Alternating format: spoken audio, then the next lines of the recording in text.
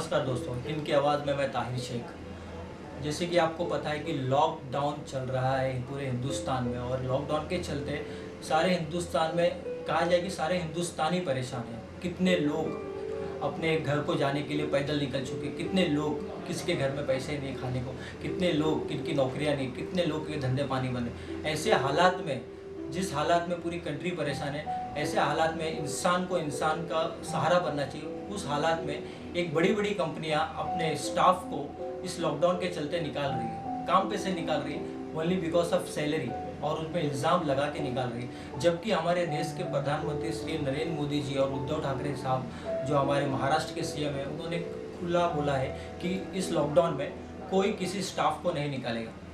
लेकिन फिर भी ऐसा हो रहा है दोस्तों। आज हमारे मुंबई शहर का ये सीन है कि एक स्टाफ को एक फर्म है कंपनी, उस कंपनी से निकाला जा रहा है ये बोल के कि आपका परफॉर्मेंस अच्छा नहीं था, बिफोर 2 मंथ्स की बात है, लेकिन उसको निकाल रहे 2 महीने के बाद जब लॉकडाउन चालू हो गया। पूरी दास्तान उनकी ज़ुबानी सुनते मिस्टर तबरेज़ से आइए उनकी ज़ुबानी सुनते कि उनके साथ क्या क्या हुआ है।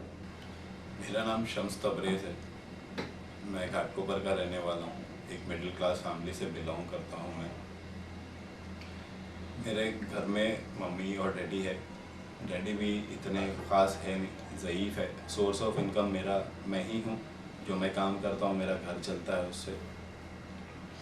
उसके अलावा मैं लाला मूव कंपनी में काम करता हूँ पिछले 10 महीनों से। 10 महीनों से तो बहुत बेहतरीन तरीके से काम चल रहा था, अच्छा चल रहा था। हमने पार्टी भी बनाई, हमको एक इज़्ज़त भी मिली, एक अलग तरीके से एक पहचान मिली, और ऐसा था कि हर कोई तारीफ़ करता था कि नहीं वाकई में काम हो रहा है। लेकिन हमारी एक भूख थी कि और आगे बढ़ना है, किस तरीके से हम आगे बढ़ाएं। हमारी कंपनी में हम काम कर रहे हैं, हमको अच्छा पैसा दे रही है हमारी कंपनी, तो हम किस तरीके से उसको आगे बढ़े और हमारा भी आगे हमारा काम करे, ताकि हमारा भी काम को लोग ये बोले कि वाकई में अच्छी चीज़ हुई है। लेकिन अचानक से पता नहीं क्यों लॉकडाउन शुरू होते ही हमको वर्क फ्रॉम होम दिया गया। हमने वो भी किया, हमने ना नहीं बोला। वर्क फ्रॉम होम में हम लोगों को कॉलिंग का काम दिया गया। हमने तो पहले कभी कॉलिंग का काम किया नहीं था, लेकिन एक नया काम करने को मिला जिससे हमने काम किया। कॉलिंग करते हुए 1 महीना गुजरा, 1 महीने के बाद कुछ वक्त गुजरा, तो अचानक से मुझको बोला जाता है कि आपको रिज़ाइन डालना पड़ेगा या तो आपको टर्मिनेट किया जाएगा। जब पूछा गया कि क्यों टर्मिनेट करोगे और क्यों रिज़ाइन डालोगे, सर मुझे कुछ तो बताइए। तो हमारे जो सर है पार्थ अग्रवाल सर कॉल नहीं उठाते। जो सिटी हेड है, जो हमारे नितिन सर है, नितिन सोनवने सेल्स मैनेजर, वो भी कॉल नहीं उठा रहे। उठा भी रहे तो कोई बहाना करके काट दे रहे हैं, फिर बाद में कोई रिप्लाई नहीं दे रहे। और जो हमारी ऑडिट करते थे सलीम शेख सर, उन्होंने अपना रवैया बदल लिया। पता नहीं क्यों। मेरे घर में मेरे कज़िन अमजद भाई की मेरे करीबी थे जिनकी डेथ हुई, तो मेरे बॉस शाहनवाज शेख को मैंने ये तक बताया कि सर मेरे घर में डेथ हुई है, तो मैं आज शायद नहीं आ पाऊँ।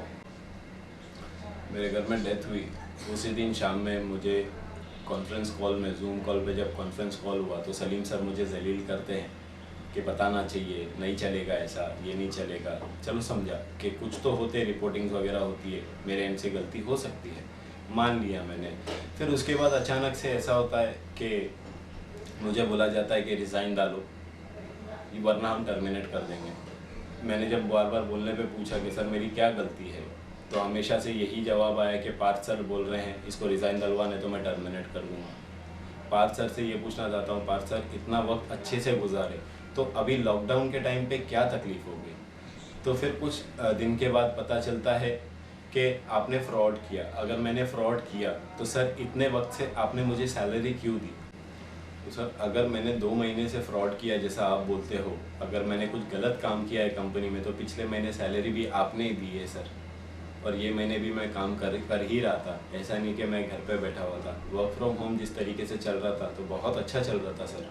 वॉलंटरी चार्जेस पे आप काम करवा रहे थे, हम कर रहे थे, लेकिन एकाएक सर आपने बोल दिया कि निकाल दो वरना मैं टर्मिनेट कर दूंगा। ये पूछने पे आप बोलते हो कि 2 महीने से फ्रॉड कर रहा हूँ मैं। अगर मैंने फ्रॉड किया तो सैलरी देने वाले भी आप हो सर। ऐसा क्या किया मैंने? मैं पूछने पे भी मुझे कोई नहीं बता रहा कि मैंने क्या किया। बस मुझे सताया जा रहा है। मैं ऑलरेडी माइग्रेन का शिकार हूँ सर, मेरे को ऑलरेडी सर माइग्रेन की प्रॉब्लम चल रही है। और जब से आप लोगों ने ये मेरे साथ करना चालू किया है, मुझे बताया जाता है कि आपका कॉन्ट्रैक्ट हम ख़त्म कर देंगे, आप रिज़ाइन नहीं डालोगे तो हम आपको टर्मिनेट कर देंगे। सर ये लॉकडाउन पीरियड में ऐसी इजाज़तें क्यों, ऐसी परेशानी क्यों सर? मैं एक मिडिल क्लास फैमिली से बिलोंग करता हूँ सर। मेरे जेब में इतने पैसे नहीं होते कि मैं घर चला लूँ, साल 2-4 महीने के लिए मैं काम नहीं भी करूँ तो मेरा घर चलता है। सर मेरी भी कोई ज़रूरतें हैं, आप समझिए सर। मैं आपसे रिक्वेस्ट करता हूँ सर, ऐसी क्या गलती हो गई आप बताइए सर। जैसे मैंने बताया था कि मुझे माइग्रेन की शिकायत है, ये जो दवाई मेरी चल रही है, जो इंजेक्शन मुझे लेना पड़ रहा है, उसको देख के घर वाले बहुत परेशान हुए पड़े। मुझे भी समझ नहीं आ रहा कि मैं किस तरीके से बताऊँ और क्या करूँ, क्योंकि होल एंड सोल कमाने वाला मैं ही हूँ घर का। और पार्थ सर हमेशा आप ये बोलते हो किसी को भी, चाहे मैं रहूँ चाहे कोई भी, कि कौन से नेता के पास जाता है और क्या करता है, पुलिस के पास जाके मैं देख लूँगा। सर मैं एक रिक्वेस्ट करता हूँ सर, आप कर सकते हो हर चीज़, लेकिन मैं एक मिडिल क्लास फैमिली से बिलोंग करता हूँ, मैं ये सब नहीं कर सकता सर। अगर एक दिन की छुट्टी होती है तो सैलरी कटती है मेरे पास इतना वक्त और इतना पैसा नहीं है सर। कैसा है कि सलीम सर ने भी बहुत ज़्यादा ज़्यादती कर दी मेरे साथ। नितिन सर तो फ़ोन उठाते नहीं हैं, और शाहनवाज सर जो मेरे रिपोर्टिंग मैनेजर है, उनको फ़ोन करो तो उनके पास कोई जवाब नहीं होता, सिर्फ वही होता जो आप बोलते हो। जैसे आपने बोला निकाल दे, उन्होंने बोल दिया भाई टर्मिनेट कर देंगे, रिज़ाइन डाल दे। HR से भी वही मालूम पड़ता है कि आपका कॉन्ट्रैक्ट हम ख़त्म कर देंगे। सर अचानक से ऐसी ज़्यादती क्यों सर, ऐसी क्यों ज़्यादती सर? मैं रिक्वेस्ट करता हूं सर हमारे देश के प्रधानमंत्री नरेंद्र मोदी जी से, और हमारे स्टेट के चीफ मिनिस्टर माननीय उद्धव साहब ठाकरे जी से, और हमारे पुलिस सेना कर्मियों से रिक्वेस्ट करता हूं, हाथ जोड़ के विनती करता हूं कि मेरी मदद करें। आज ये मेरे साथ हो रहा है, और ये लॉकडाउन पीरियड में ऐसी तकलीफ, कहाँ जाएंगे सर हम? हमने काम करने में कोई कोताही नहीं की सर, अच्छा खासा वक्त निकाला है। ये उम्मीद करता हूँ कि मेरी मदद होगी और मेरे लिए कुछ सुना जाएगा और मेरी बातों पे कुछ करा जाएगा। बहुत बहुत शुक्रिया आपका। तो देखा दोस्तों आपने किस तरह से एक स्टाफ, एक मिडिल क्लास फैमिली का बंदा इतना परेशान है, वो इस हालत से गुजर रहा है कि उसकी बेसिक नीड्स बंद हो जाएगी। वो एक बीमारी से गुजर रहा है और उसके घर में कमाने वाला सिर्फ होल एंड सोल वही है, और इस हालत में भी उसकी कोई सुनवाई नहीं हो रही है और कोई उसकी हालत पे रहम नहीं कर रहा। इतनी बड़ी कंपनी जब काम निकालना तो काम निकाल लिया, आज उस पर इल्ज़ाम लगा के उसे कंपनी से निकाला जा रहा है। मेरे दोस्तों, मेरे हिंदुस्तान के नागरिकों, हर एक आपसे मेरा एक निवेदन है कि आप ये बात को आगे तक पहुंचाएं, ताकि ये बात हिंदुस्तान की गवर्नमेंट तक आ जाए, महाराष्ट्र की गवर्नमेंट तक आ जाए, पुलिस तक आ जाए कि ये ज़्यादती नहीं होनी चाहिए। क्योंकि आज ये जो इसके साथ हुआ है, कल आपके साथ भी हो सकता है। तो आज आप अलर्ट रहोगे तो कल किसी और के साथ नहीं होगा। प्लीज़ रिक्वेस्ट, ये वीडियो और वायरल करिए और लोगों तक पहुँचाइए कि ये ऐसा किसी और के साथ ना हो। जय हिंद, जय महाराष्ट्र।